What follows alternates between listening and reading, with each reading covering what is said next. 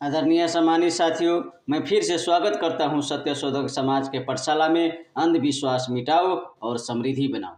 आदरणीय सम्मानित साथियों, मैं फिर से यह चर्चा करूंगा नेपाल का राजनीतिक पंचायती व्यवस्था से लेकर के गणतंत्र व्यवस्था तक। आदरणीय सम्मानित साथियों, भारत और नेपाल के नेता और शासक अभी भी अंधविश्वासों में विश्वास करते हैं और अक्सर खगोल विदों और जादूगरों के मंदिरों में जाते हैं। वो साईं बाबा और शंकराचार्य जैसे कुछ जादूगरों की पूजा करते हैं। वो बीबीसी और एशियन एज तथा कुछ अन्य पत्रिकाओं की उन खबरों को नज़रअंदाज कर देते हैं जिनमें साईं बाबा के आवास में मिली 4 लाशों और रहस्यमय समलैंगिकता की खबरों का खुलासा किया गया था। राजा वीरेंद्र ने साईं बाबा के दर्शन किए थे।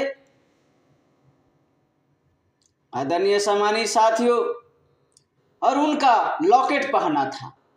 दुर्भाग्य से साईं बाबा सही समय पर भयानक सही नरसंहार की भविष्यवाणी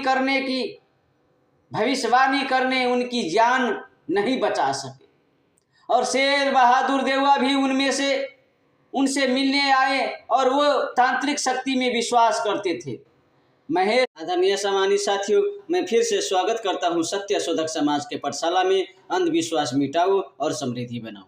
आदरणीय सम्मानित साथियों, मैं फिर से आज चर्चा करूंगा महामानव डॉक्टर गोपाल गुरुंग जी। नेपाल के दार्शनिक, बहुत बड़े दार्शनिक थे महामानव डॉक्टर गोपाल गुरुंग जी।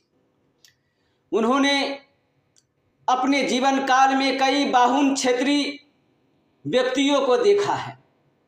वो दूर दराज के गांवों से काठमांडू आए थे, लेकिन उच्च सरकारी पदों के अफसरों को समझ गए और थोड़े ही समय में विशाल मकानों और इमारतों के मालिक बन गए। उनके बच्चे अक्सर विदेशी शिक्षण संस्थानों और विश्वविद्यालयों में जाते थे। आदरणीय सम्मानित साथियों, राष्ट्रीय खजाने का खर्च उनके पास बेखौफ होकर भ्रष्टाचार करने का लाइसेंस था, क्योंकि वो या तो नस्लीय सरकार से अपनी जातीय सुविधाओं का आनंद ले रहे थे या फिर महल की शरण में थे।